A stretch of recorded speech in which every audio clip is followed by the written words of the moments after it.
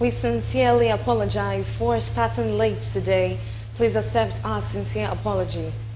A very good evening and thank you for joining us on BeeTv Major News at 6, reaching you live from Benin City, the Edo State capital. I am Evelyn Izigili, and now to the news in details. The appeal court sitting in Abuja in the appeal of Dr. Aswe Ighodalo and the PDP on Thursday ruled in favor of Senator Monday Okpebholo in Edo governorship case, as it upheld Monday Okpebholo's cross appeal against Aswe Ighodalo and the PDP. BeeTv News senior reporter Best Orator reports that the court has squashed, overturned and expunged the tribunal's admission of evidence of 133 BVAS machines submitted by Ighodalo and the PDP. The report.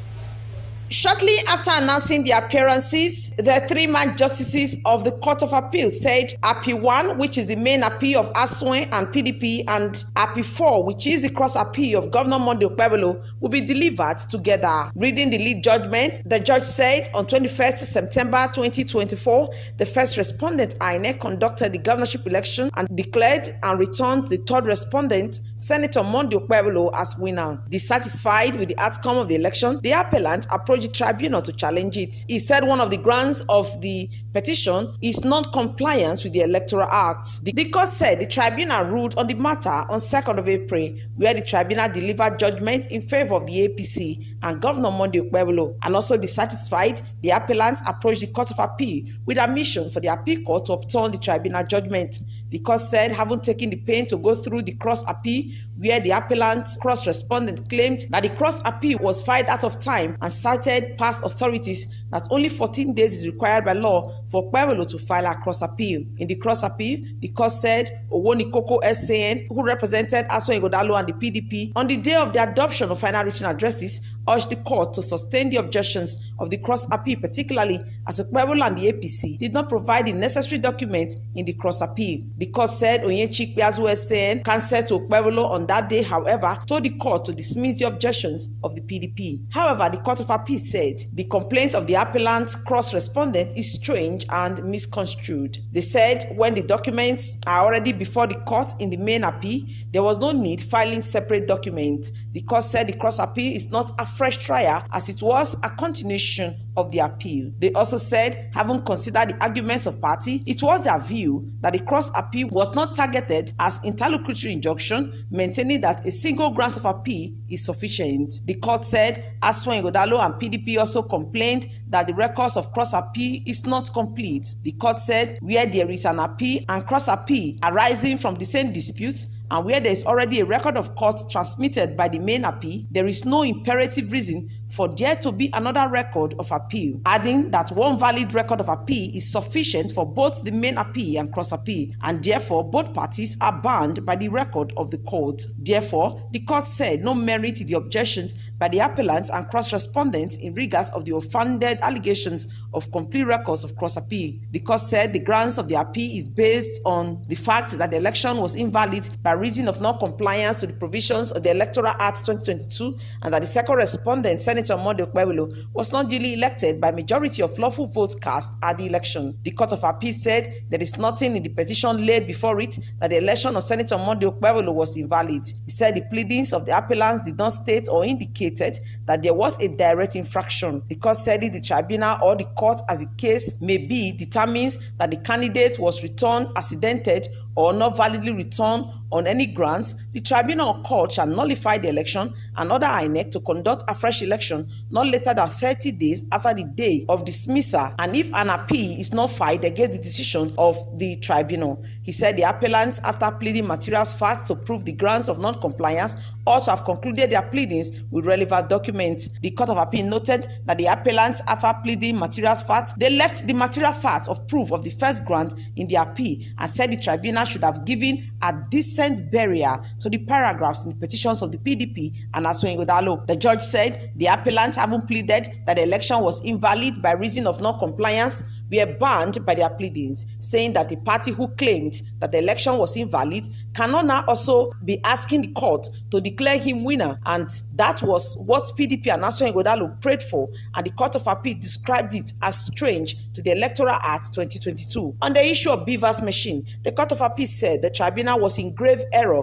when it admitted the BVAS machines in evidence. It said the practice of tendering documents from the bar is strange in law practice, and that only documents which parties consent to shall be tendered from the bar, not the BVAS machines in this case. He said the admissibility of 133 BVAS machines by the tribunal was a miscarriage of justice, and the exhibit, that is, the BVAS machine, was thereafter expunged from the records of court, meaning that the petition is now standing on nothing. Judgment of the cross appeal was delivered. Then came the May appeal of the PDP and Asue Ighodalo. The court said the case of the appellant is on Form EC 25B, which they claim were not filled by the first respondent INEC, and argued that there was no need to call oral evidence to prove non-compliance with regards to Form EC 25B, and prayed the court to nullify the election. Whereas the respondent said that the Form EC 25B is not the form required to fill the said electoral materials, and that the petitioner at the tribunal should have called oral evidence to prove their case.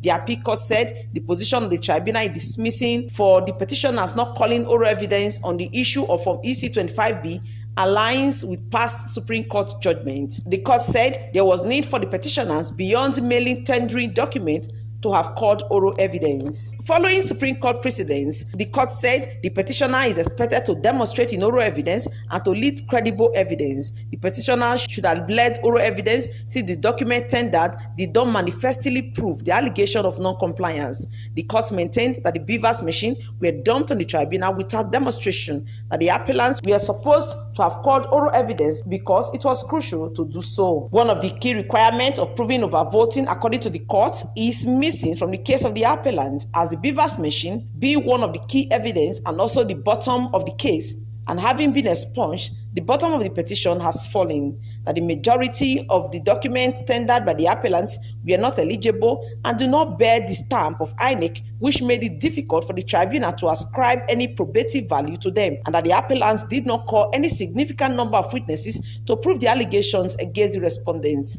The petitioners who contest the legality of vote cast in an election, according to the court, must tender in evidence all the necessary documents, and it must not stop at tendering documents, but must call witnesses to testify to the legality and lawfulness of vote cast, and the witnesses must be those who were there on the day of the election and witnessed what transpired, and they must not pick their evidence from eyewitnesses, as they must be eyewitnesses themselves. The court said it was unwise for the petitioners to only tender documents. They must lead evidence on how the non-compliance substantially affected the outcome of the election. The case of the appellants, according to the court, is that they presented 19 witnesses with the absence of Forms EC8A, which is the primary document in the process to prove the case, maintaining that documents uploaded from IREF are simply meant to verify what is contained in the physical result of Form EC8A obtained from the polling units. The court said the appellants brought witnesses who testified about what they knew nothing about, especially PW1 to PW14 and DOP documents in the tribunal. He said on no account must a cancel DOP documents on the trial court. The Court of Appeal subsequently dismissed the appeal of the People's Democratic Party and Asue Ighodalo, saying there is no merit in the appeal. At the end, party leaders and others addressed journalists. This is not a news to us in Edo, but Edo people voted for Monday Okpebholo-led administration, and all these distractions would have been avoided. But at this point, I want to call on my elder brother, Asue Ighodalo, to embrace this judgment, and let's come together as one family to develop Edo. That's what we stand for. Now, we now have a double victory. Governor Monday Okpebholo has again been victorious in this appeal, and the Court of Appeal has aptly captured it by saying that their petition in the first instance lacked merit, as they did not prove their case of overvoting and non-compliance with the Electoral Act. How can a petitioner say that an election should be nullified? One breath. In another breath, they are saying that they should be declared the winner, and that it was a mere academic exercise. And so, the appeal was dismissed on the merits. And I said it before this time that the issue of beavers were mainly, they came and dumped beavers at the tribunal.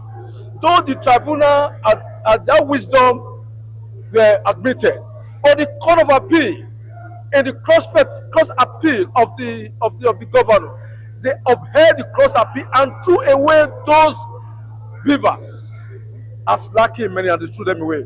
We're happy today. The appeal of the Action Democratic Party and Accord Party against the judgment of the tribunal were also dismissed for lack of merit. All 4 appeals brought before the Court of Appeal here in Abuja were dismissed and judgment delivered in favor of Senator Monday Okpebholo. For the petition of the People's Democratic Party and its candidates in the 2024 governorship election, Dr. Aswen Ighodalo, 2 things stood out. The Court of Appeal said that the tribunal erred when it admitted in evidence 133 beavers machines that were tendered from the bar, and referring to certain paragraphs of the appellant's petition, the Court of Appeal said that those paragraphs ought to have been given a befitting burial. And another thing that the Court of Appeal said that was of interest to people was the prayers of the appellant asking the Court of Appeal to declare Dr. Aswen Ighodalo as the winner of the September 21 Edo governorship election. The Court of Appeal said they could not grant such prayers because, in one breath, the PDP and Aswen Ighodalo were saying that the election that brought in Senator Monday Okpebholo was invalid by reason of non-compliance to the Electoral Act 2022 as amended. And on the other hand, they were praying the court to declare them the winner. And so the Court of Appeal saying that the election was invalid, that automatically means you cannot be declared as the winner of that election. Well, it is a common knowledge that when one is aggrieved about the outcome of an election, the first step is the tribunal. The second step is the Court of Appeal, and that is where they are at the moment. And so, we've heard in some quarters that the PDP will be proceeding to the Supreme Court. And so, everyone will keep their fingers crossed to see what happens in the next 2 months. From Abuja, the nation's capital, Best Orator reporting for BeeTv News.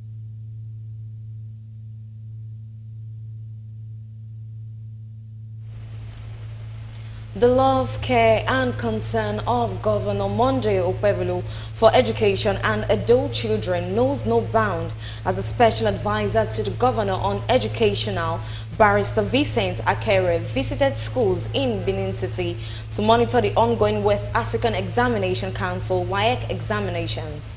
Barrister Akere assured that Governor Okpebholo will continue to prioritize education in the state. BeeTv News God Gifts Omoni has the report.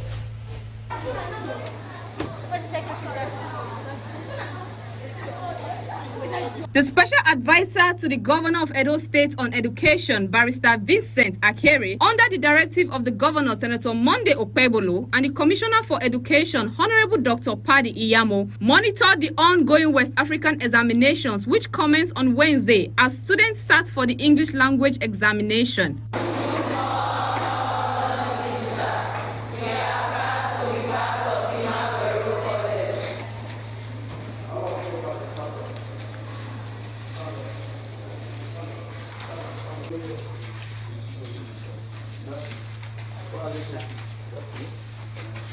The visit took the special advisor on education, Barrister Vincent Akere, and his team to different schools, namely Oredo, Ego, and Ipobaoka local government areas of the state, Umagwerio College, Idia College, Uselu Senior Secondary School, Western Boys High School, Amide Secondary School, and Edopolo Boys Grammar School, where they supervised firsthand the ongoing examination. Okay, when did you start? How do I know when you started this yourself? They wanted to impose on us. Did you like your governor yesterday? Yes, sir. Do you like him today? Yes, sir. Will you like him forever? Yes, sir. The special advisor bringing the warm greetings and examination success from the governor of Edo State, Senator Monday Okpebholo, and the commissioner for education informed the students of the governor's love towards them as seen on the Children's Day celebration, and also reminded the students of the governor's efforts towards the fight against cultism and why they as students should shun cult-related activities, and wished best of luck. You are aware already about the war against cultism. in the universities in Edo State and secondary schools in Edo, declared by our common government. He has also declared war against examination malpractice and collusion.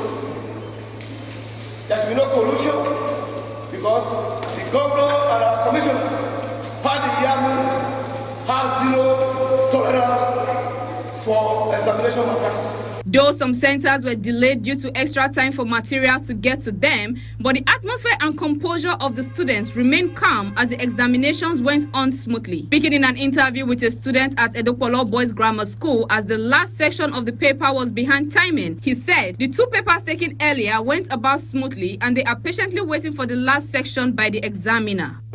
20 minutes since we finished the last paper. The supervisor went to drop the paper we just finished to get the one we have to write. Okay, it has been going well. The students, they are cooperating. Johnson Akoje, the senior prefect of Edopolo Grammar School. Also in an interview with the special advisor to Governor Okpebolo, Barrister Vincent Akere, appreciated the governor for his passionations to Edo State pupils and students. Yes, we have seen that the children are so happy with our common governor.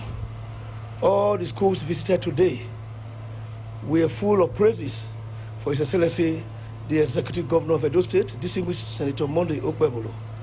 Particularly, they are glad that all the schools in Edo are being given a new facelift. They are thankful to the governor, the children are happy, and the exam we monitored for today's paper, English language, was well conducted.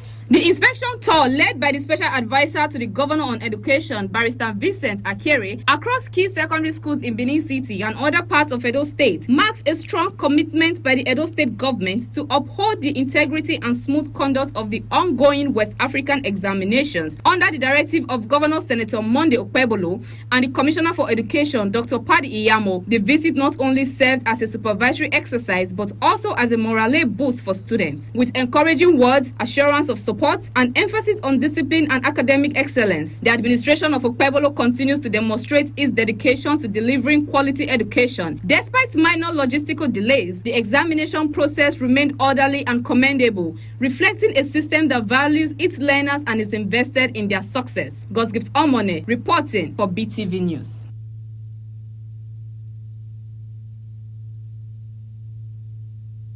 Initiative on unlocking healthcare value chains, that's PVAC, says the reported smooth progress in implementing President Bola Tinubu's executive order aimed at boosting local production of healthcare products. National coordinator of PVAC, Abdul Mokhtar, mentioned that the technical working group meeting in Abuja identified some challenges which have been addressed promptly. He explained that the goal is to increase and sustain local production investments and output while reducing costs. Been able to map out strategies that we will use to address those gaps that we are beginning to see as implementation is unfolding.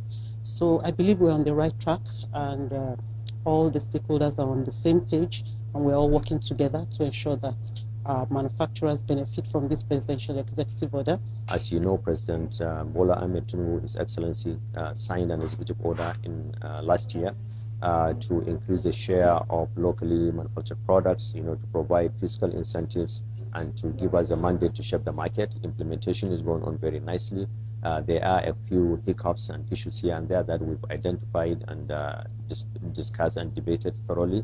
And we're going to take immediate action to remedy this, to make sure that the process is even smoother than it is now, even more efficient. We have been able to identify key areas, and one of those things is we want to do some kind of monitoring and evaluation, and to see that the scheme or the initiative is not abused in any way, and that all that we need to do to make it work, all hands are on deck.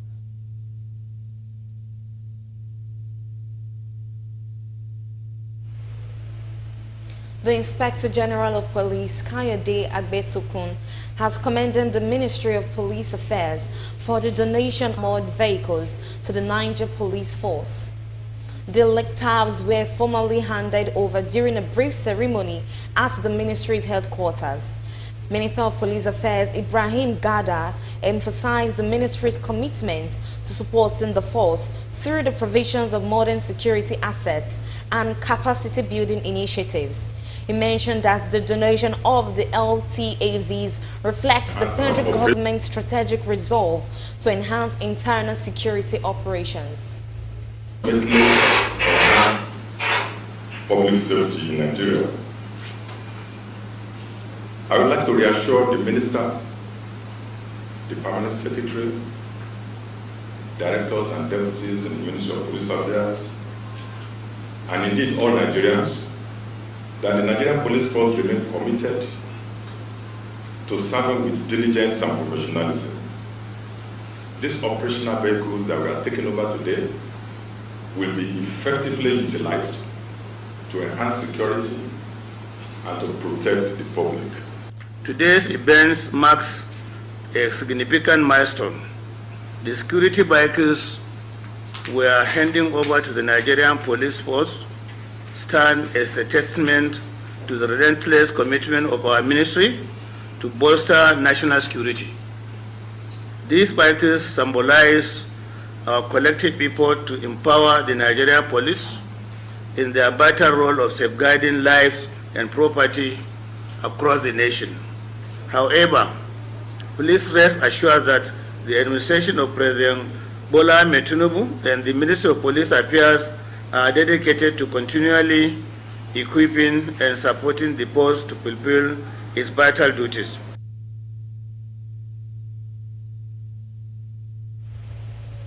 Residents of Iyepoba Road in Oredo local government area of Edo State have expressed satisfaction with the ongoing construction work on the road.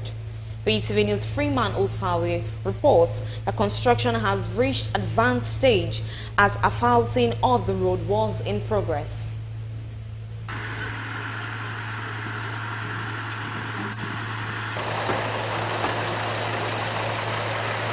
A visit to Yekoba Road in Oredo local government area shows that the construction of the road is close to the final stage as asphalting of the road was in progress in some sections while sand filling has been done in other sections of the road. The drainage to channel floodwater is already in shape as well. Residents in the area expressed satisfaction with the level of work done, which they said has opened the area and also made movement very easy. They also used the opportunity to appeal to the contractors to expedite efforts in completing the road, as according to them, the project is taking a long time than necessary. What we are saying, the construction company, they are doing very well.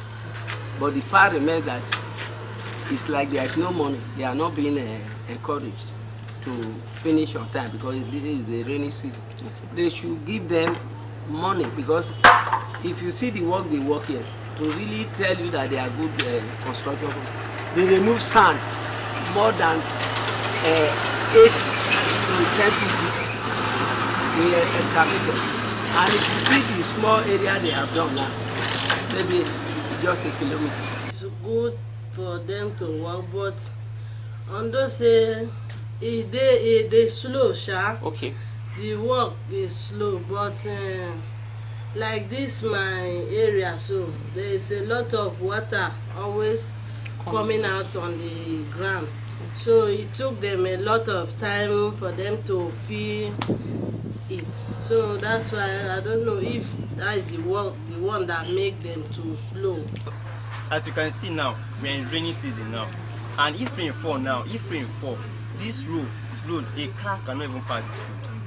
The road, the road, it will be so on. How will I even say it now? It will car cannot even pass. Some guys or some bike, they haven't passed the last week. They even car were just those bike people were just falling off from the bike due to the nature of the road. So I think if I should advise you, they should accelerate the work. They should put more effort. I know they are trying. It's not that I'm condemning them, they are trying, but they should accelerate the work. Actually, the road they are trying anyway, but it was not like this before. But then, it's not fast as enough, but they are trying. the way the job is moving, it seems as if everything is going to work out good for us. So what everybody knew, the road users, including the residents and every other body around, the need is just to have a patient. I believe with patience, I think we can guide the client right the direction. The road, when completed, will connect other communities in Ward 2 of Oredu and also boost socio-economic activities in the area.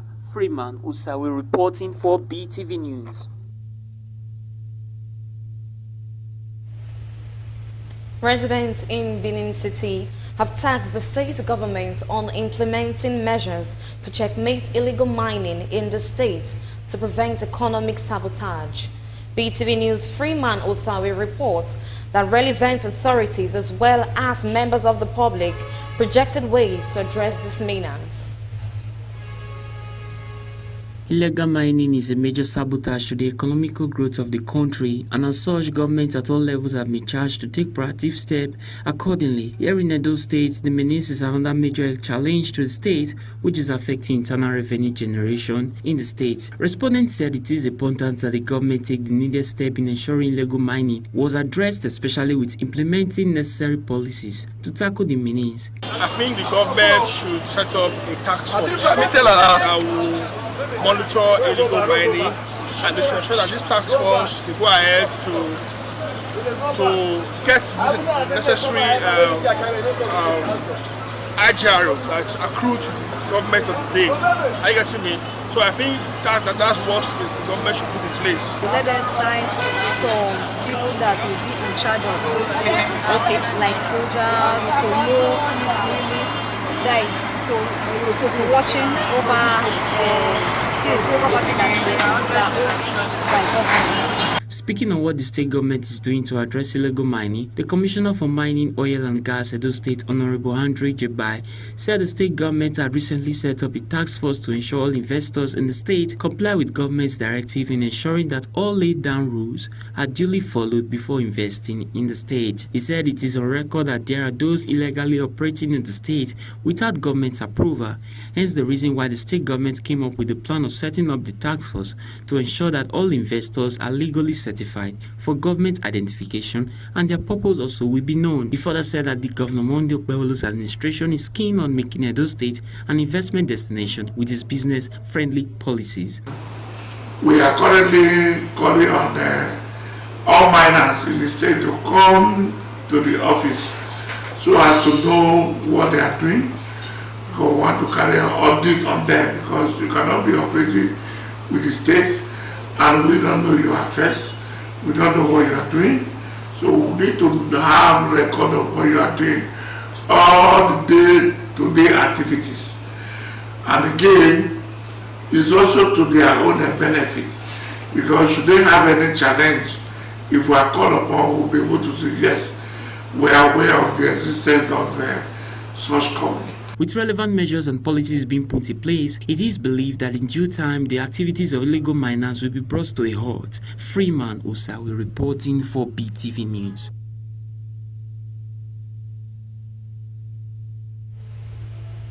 In Borno State, Minister of State for Regional Development, Uba Amodu, says there is a need for close collaboration with the Northeast Governors Forum to achieve the border's Northeast Stabilization and Development Plan. He was in Maiduguri to inaugurate several projects. This police station and barracks was constructed by the Northeast Development Commission. It is to establish civil authority in once deserted community of Gondiga. Today, the State Minister for Regional Development, Uba Amodu, and the State Governor, Babagana Umar Zulum, inaugurates the project in its quest to improve healthcare delivery in the state. The NEDC handed over female ward of eye and dental hospital, Maiduguri, upgrades of the Bonu medical store to farmer grade, standard renovation and remodeling of female wards at Federal Neuropsychiatric Hospital, ultra modern DSS clinic, among others. Sound. Governor Babagana Umar Zulum is impressed with this development. He notes that the project will go a long way in complementing its development strides in the state. The provision of these facilities will no doubt provide vista of opportunities to the government and people of Borno State to establish civil authorities in these local government areas. And I believe all these projects are welcome development to the government and people of Borno State. I want to use this opportunity to once again commend the Northeast Development Commission. I said it all, that there is no any federal agency that has done so well to the government and people of Borno State than the Northeast Development Commission. Other projects inaugurated includes ICT Center for Agency for Mass Literacy, Maiduguri provision of educational and building materials, and upgrades for other medical schools in the state. Soher Osemeki reporting for BeeTv News.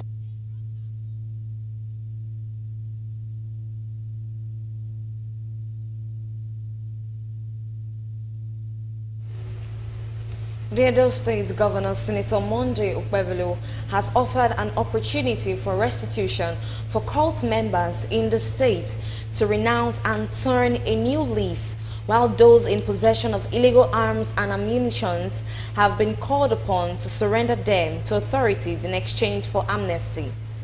Governor Okpebholo made this known while meeting with the leaders of Obagye, Oke Oroma, and Amagba communities over land and insecurity concerns in Benin City.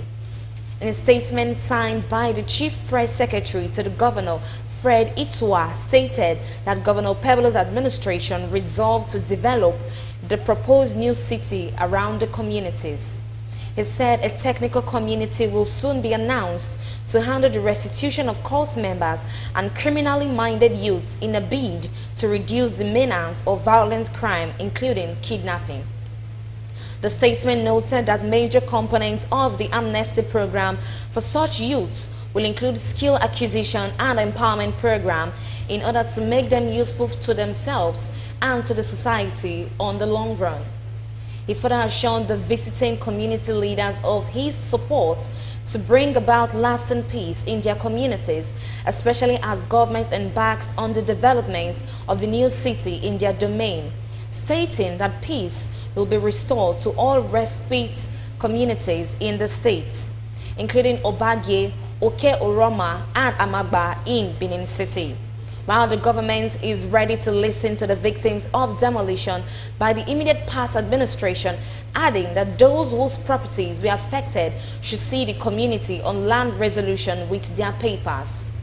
In their reaction, Pa Michael Omoriyi, Pa Abel Omokbai, and Ebo Amagba, who spoke on behalf of Obagye, Oke Oroma, and Amagba communities, commended Governor Okpebholo for setting up the committee to engage them. They said it was the first time that the state government is interfacing with them since 2017, when their lands were first acquired by government. Governor Okpebholo had a few weeks ago set up the Committee on Land Resolution in the state.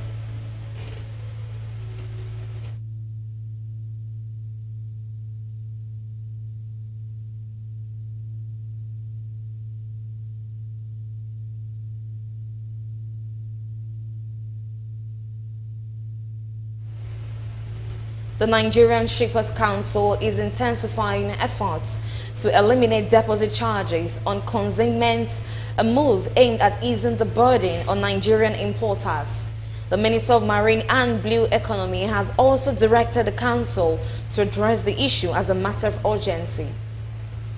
At the Council's 2025 Public Relations Unit Retreat held in Lagos, the Executive Secretary, Mr. Pius Akuta, revealed ongoing engagement with shipping companies advocating for alternatives like insurance policies to replace the current deposit system. He described the charges as a long-standing concern for importers, citing the cumbersome reform process and instances of unclaimed deposits. Mr. Akuta praised CMA-CGM for leading the way by scrapping the charges entirely, a move he says come after fruitful discussions with the council. We've been on this over some time now. The Honorable Minister has directed us to look into that as quickly as possible and see how we can resolve that.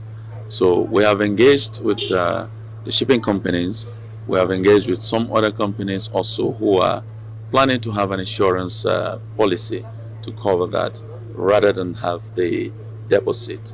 So we've been speaking with most of these shipping companies, and for CMA CGM we have engaged with them even privately also, to discuss this issue of container deposit, and they have taken the bulls by the horns. In legislative progress, Mr. Kuta gave an update on the Nigerian Port Economic Regulatory Agency bill, noting it has passed both chambers of the National Assembly. The process of working on the bill internally to put it in the proper perspective that can be sent to the presidency for assent is just concluded recently. So we are hopeful that the National Assembly will forward that to the president for assent in a few weeks to come. We are looking at efficiency of the sector, which everyone has complained about. This bill has come to create that efficiency in the sector, and it has come to protect the investment, also prevent those who are not serious about the sector from coming in, especially those that will come and mess up things. He also commended the Council's Public Relations Unit for its outstanding work and emphasized continuous training to maintain high standards. Sohe Osemege reporting for BeeTv News.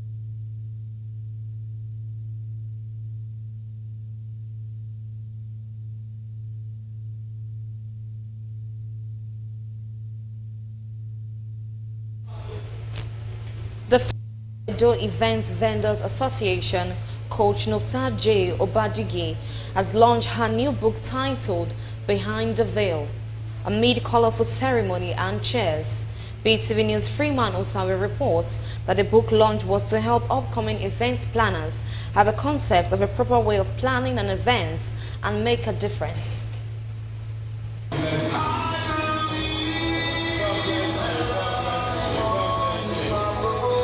As a successful event planner who has achieved a milestone in event planning and beyond, Coach Nosa J. Obadige decided to launch a book titled Behind the Veil, aimed at helping upcoming event planners on how they can navigate in the industry of creativity. The book also identified challenges of event planners and how they can be able to make their way through successfully. In a remark, the chairman of the occasion and executive director of the Niger Delta Power Holding Company Limited, Right Honorable Dr. Moigi Ogbede Hama, represented by Mr. Jesu Obadige, lauded Coach Nosa J. Obadige for the inspiration of writing such a mind-blowing book that will help other event planners to be successful just like her.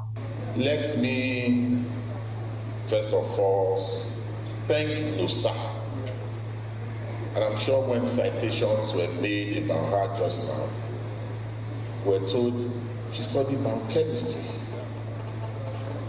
Well, we live in a country where it's difficult to come out of school and get a white-collar job.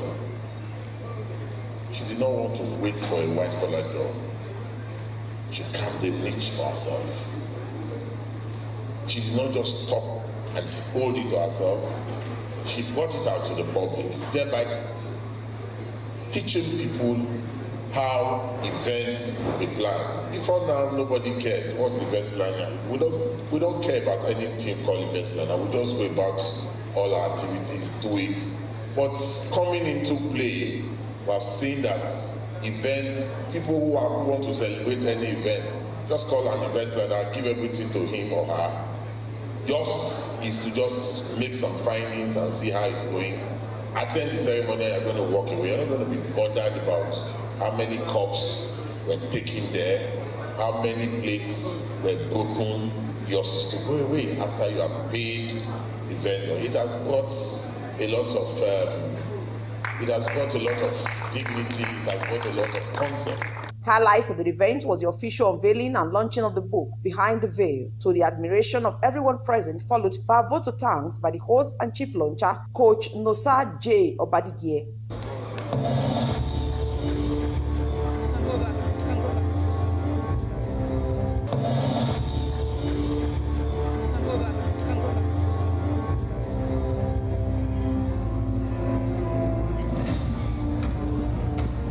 But I love all of you, presidents. I'm using my brain to see what I'm saying there. All my family, God bless you all. The CEO of Sterling Event Center.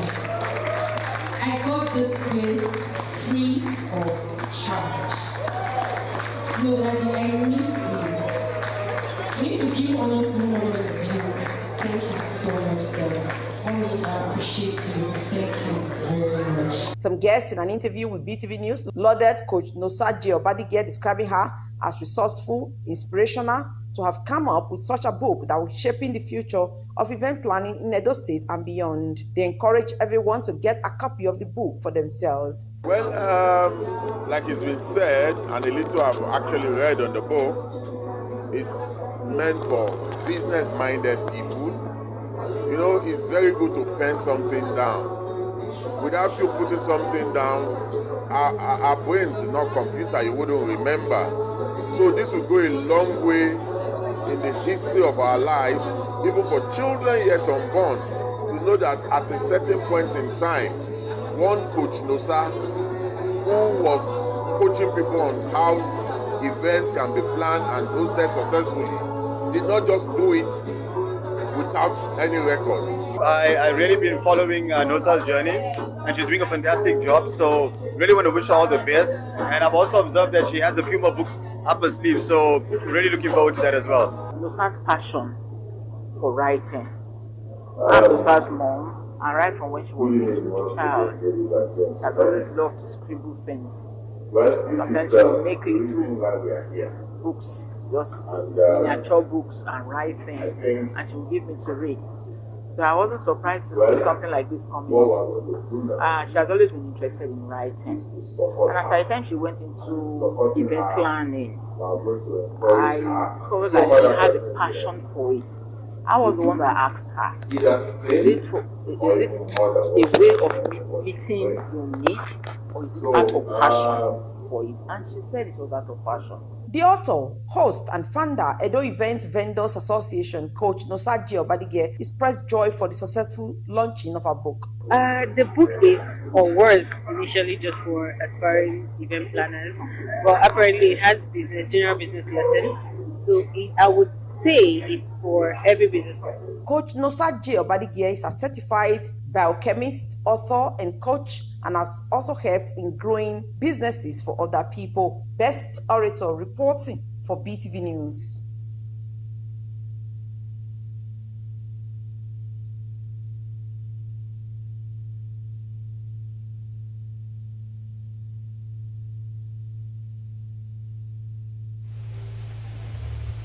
The NNPC infrastructure company, Frado Gas and Power Limited, and First Cap Investment Bank are collaborating to deliver gas to power solutions in industrial clusters in Onitsha, Oka, Newi, and Ekolobia in Anambra State. The report. In this role, key players from industrial sector, including manufacturers, oil and gas merchants, and automobile operators, have gathered. They are attending the Eastern Natural Gas Pipeline Distribution Network Sensitization Workshop, a crucial meeting designed to govern stakeholders around the growing need for alternative energy sources. The workshop jointly convened by NNPC Gas Infrastructure Company, Frado Gas and Power Limited, First Cap Investment Bank, and Anambra State Government aims to engage industrial leaders and gather feedback on the proposed gas to power projects. They will not only provide a reliable source of natural gas, but also unlock new opportunities for industrial development, job creation, and economic diversification. Organizers highlighted the proposed gas pipeline that will stretch from Asaba to Oka pipeline, laid 5 meters underground, with a capacity of 600 million standard cubic feet. The project includes City Gate in Onitsha and Oka to serve as distribution points across the region. Anambra State, we need to get City Gates across the River Niger to Onitsha Bridgehead, which the Commissioner for Land has graciously announced today. Anambra State Government expressed optimism that the initiative will significantly expand energy access across the state, particularly in key industrial areas. So this project aims to support that access to energy by delivering gas through a very dedicated pipeline. Because in as much as the pipeline is flowing and the power plant is running, then there's light. So the availability is there, and that availability and reliability is key. For manufacturers, this is welcome news. They said the gas-to-power solution could slash electricity costs by up to 40%, easing the burden on the operation costs and making local production more competitive. The project is expected to take off in the last quarter of 2025. Once completed, it will serve not only Anambra State, but also neighboring states across the southeast region. Sohe Osemeki reporting for BeeTv News.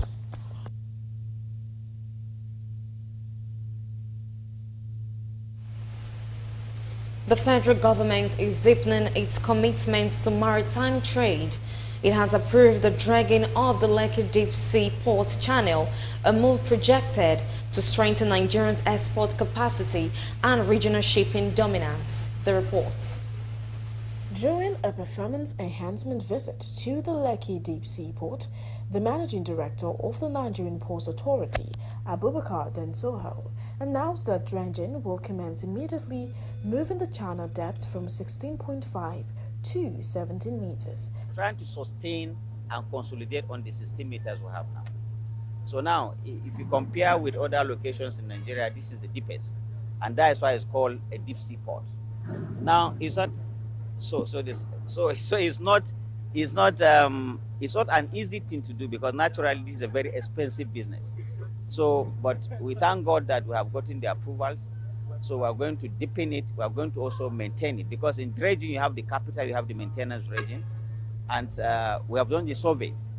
And that's why you are seeing these vessels calling, and then they are smooth. Responding to calls for revised tariffs and 24-hour piloted services, the MPAMD said, while the authority remains open to easing the cost burden, ongoing investment in dollar-based equipment must continue to ensure world-class operations. Boats that are just being constructed, we already have a probability that in the nearest future, the rail system will reach here, because already federal government is looking at that. So we have to continue to give thanks to the federal government for giving us the support and the leverage and the resources to be able to position these kind of very important facilities to the advantage of Nigeria. The visit concluded at the Dangote Petrochemical Refinery, where discussions focused on aligning port infrastructure with Nigerians' industrialization goals. Sohe Osemeki reporting for BeeTv News.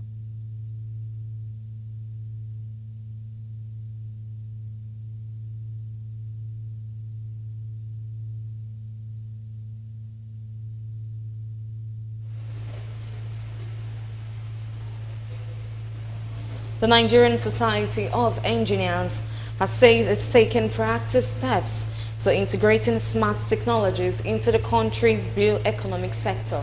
The report.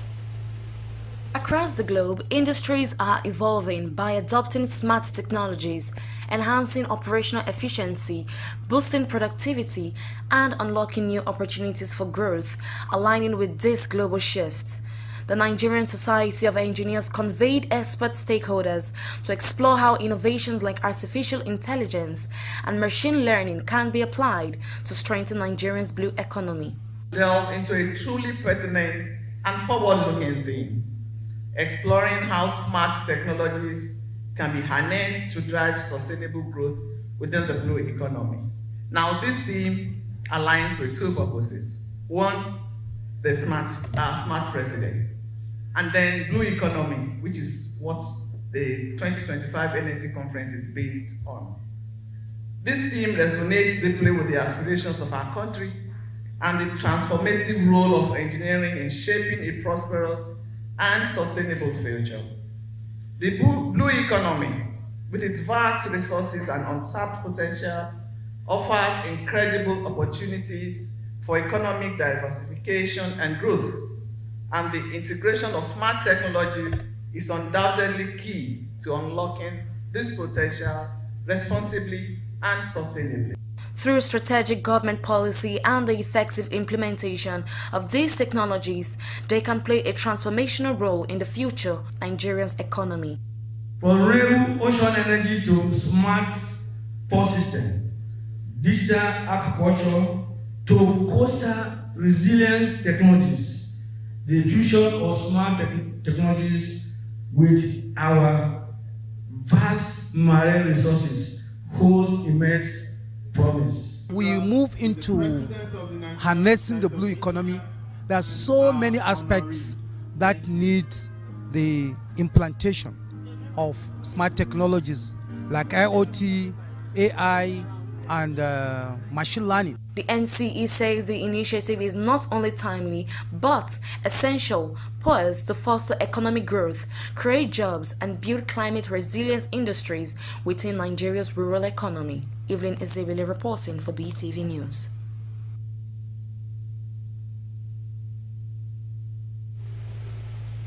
We'll take a short break and we'll be right back shortly. Stay with us. Congratulations to the workaholic president. I extend my warm congratulations to His Excellency President Bola Ahmed Tinubu on the occasion of his second year in office. Your renewed hope agenda continues to steer Nigeria towards progress and development.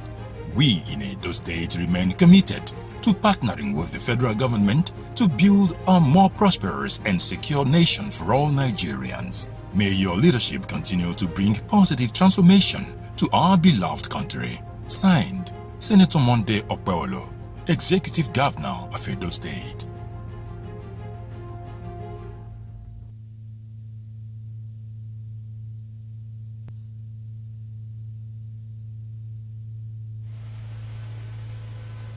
Welcome back from that short break, and now to the global news, where Israel has approved 22 new Jewish settlements in the occupied West Bank, marking the largest expansion in decades.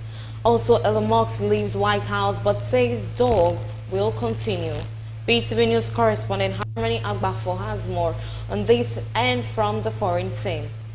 Israel has approved 22 new Jewish settlements in the occupied West Bank, marking the largest expansion in decades. Many of these are existing outposts that will now be legalized under Israeli law, while others are entirely new. Israeli ministers say the move is aimed at preventing the creation of a Palestinian state and enhancing national security. The decision has drawn strong condemnation from the Palestinian leadership, who call it a dangerous escalation, and from watchdog groups like Peace Now, which warn it will entrench the occupation and undermine hopes for a two-state solution. The expansion coincides with increased settlement growth under Prime Minister Netanyahu's right-wing government and follows the outbreak of the Gaza war in October 2023. The international community, including the UN's top court, continues to view Israeli settlements in the West Bank as illegal under international law, a position Israel disputes. Elon Musk has announced his departure from the Trump administration after serving as a special government employee leading the Department of Government Efficiency, DOGE, which aimed to drastically reduce federal spending and shrink the size of the U.S. government. His exit comes as his 130-day annual limit in the role nears, but also shortly after he publicly criticized Trump's budget bill for increasing the federal deficit and undermining DOGE's mission. During Musk's tenure, hundreds of thousands of federal jobs were cut, though some were later reversed by court rulings. Musk had initially pledged deep budget cuts, but scaled back his targets significantly, facing mounting criticisms and internal conflicts. Musk stated he would return to focus on his businesses, calling Doge a scapegoat for unrelated issues. His time in office coincided with a downturn in Tesla sales. Raquel Kelly Smith, her boyfriend Jacqueline Apollis, and their friend Stephen O. Van Reen have been sentenced to life in prison for kidnapping and trafficking Smith's 6-year-old daughter, Jocelyn, who had disappeared in February 2024 and remains missing. The high-profile trial lasted 8 weeks and revealed disturbing allegations, including that Jocelyn was sold to a traditional healer for exploitative purposes. The judge emphasized the lack of remorse shown by the trio and noted the profound impact their actions had on the local community. Despite the conviction, the search for Jocelyn continues and her family remains devastated. 3 Indian men from Punjab went missing in Tehran earlier this month during a stopover en route to Australia, where they had been promised jobs by a travel agent. Their families allege they were kidnapped shortly after their arrival, with the abductors demanding a ransom of 5 million rupees. The Iranian embassy confirmed it is investigating and coordinating with Indian authorities while also warning against illegal immigration routes. One of the missing men, Amritpal Singh, last contacted his mother to say he had been kidnapped, after which his captors began making ransom demands via video calls. The family has not paid the ransom and has not heard from the men in over 10 days. A police case has been filed against the travel agents who are currently missing. Indian authorities are actively searching for both the kidnapped men and the agents involved, amid growing concerns over illegal immigration schemes targeting desperate job seekers. And that is all from the foreign scenes. Harmony Agbafor reporting for BeeTv News.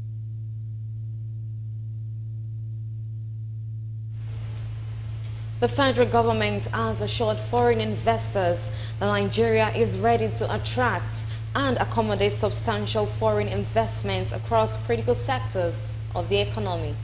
This is hinged on the ongoing economic reforms under President Bola Tinubu's administration that has created the right environment for profitable investments.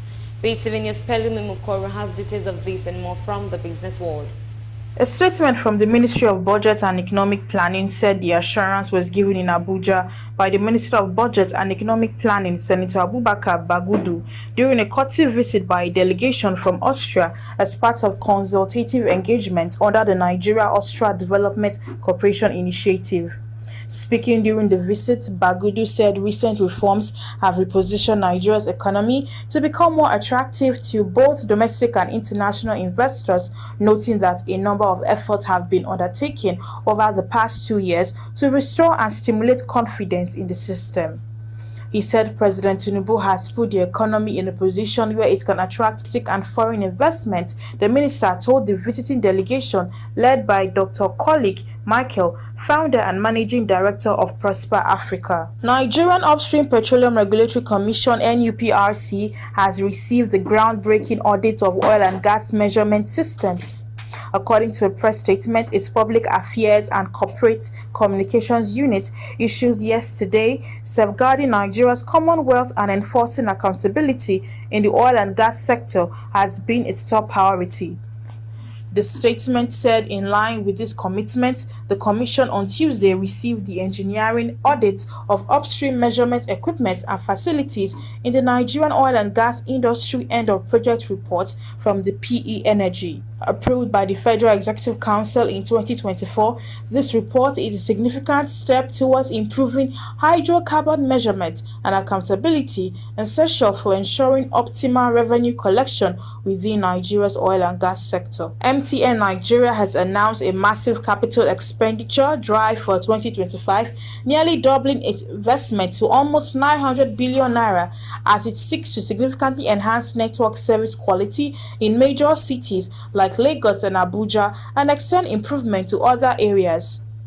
This financial commitment, up from a combined total of approximately 440 billion naira spent in 2023 and 2024, was detailed by MTN Nigeria CEO Dr. Karl Toriola during a recent TV interview. Toriola highlighted that a key focus of the increased capex will be put on putting additional capacity in a city like Lagos, particularly in Abuja, where you have lots of buildings coming up. You need additional sites because there are coverage issues.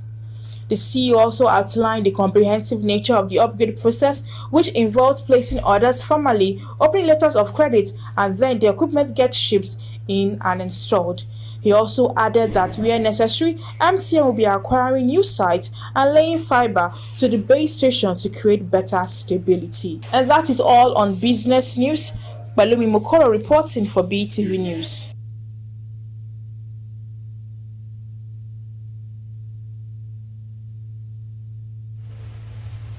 The National Agency for the Prohibition of Trafficking in Persons (NAPTIP) has summoned Nigerian entertainer Darlington Okoye, popularly known as Speed Darlington, over allegation of sexual misconduct involving a minor.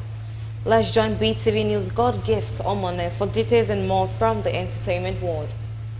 This development follows remarks made by the controversial artist during a recent Instagram live session where he claimed to have had a sexual encounter with a 15-year-old girl. The comment, which sparked public outrage, prompted the agency to initiate an investigation. As of the time of this report, Speed Darlington has not publicly responded to the summons. NAPTIP has reiterated its commitment to addressing cases involving the abuse and exploitation of minors, stating that due processes will be followed. Kenyan literary giant Ngugi wa Thiong'o has passed away at the age of 87. The news of his death was confirmed by his daughter, Wajiko wa Ngugi, in a Facebook post on Wednesday, May 28, 2025. According to the family, the Reverend writer died from complications related to long-standing kidney issues.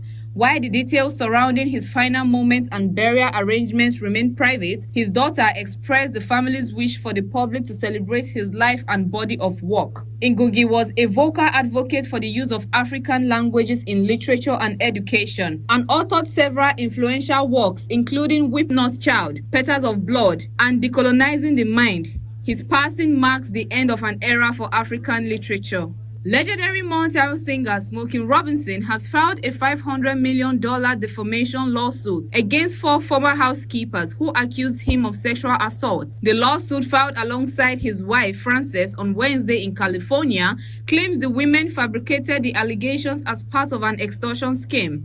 The Robinsons alleged the accusers, who filed anonymously under the names Jane Doe 124, were longtime associates who had attended family holidays and celebrations with them. In the 27-page lawsuit, the Robinsons described the accusations as false and damaging. The women, who are of Hispanic descent, have claimed fear of job loss, retaliation, and immigration consequences preventing them from speaking out earlier. They are seeking at least $50 million in damages and have requested a jury trial. In response, Smokey Robinson has welcomed the ongoing criminal investigation launched by the Los Angeles County Sheriff's Department, asserting that exposure to the truth is a powerful thing. He has denied all allegations and maintains that he treated the plaintiffs with respect and generosity. And that's all from the entertainment world. God's Gift Omone reporting for BeeTv News.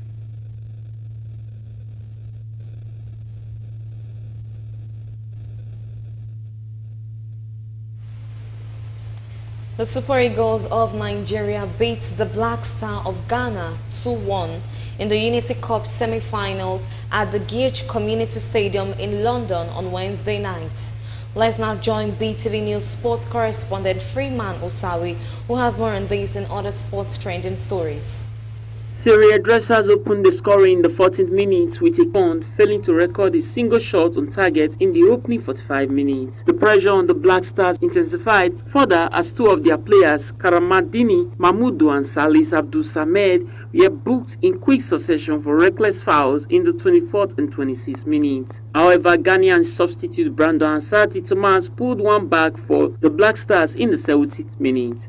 The Ogun State government has described the protest, which was staged by athletes representing them at the 22nd National Sports Festival on Monday, as an act of impatience, as the government had concluded plans to settle their allowances. Some of the athletes representing the whole state expressed their displeasure over unpaid allowances at the Games Village in Babcock University, Elisha and Remo, blocking the gates of the facility and leaving other participants stranded for hours. The action came 2 days before the end of the multi-sports event, starting their demonstration as early as 5:30 a.m. and reopening the gates at 12:03 p.m. after confirming the receipt of some amount of money. In the wake of the demonstration, the state government said the protest was regrettable as they forced all events scheduled for Wednesday except the marathon to start behind schedule. Friday's third round lineup at the French Open will boast a big eating showdown between 2 Grand Slam champions, number 12 seed Elena Rybakina and number 21 seed Jelena Ostapenko. Rybakina of Kazakhstan, a 2-time Roland Garros quarterfinalist 2021-2024, defeated 17-year-old American wildcard Ivar Jovic 6-3, 6-3 on court Semyon Mathieu as dogs settle on Monday. And that's it on Sport News tonight. Thanks for watching. Freeman Osawi reporting for BeeTv News.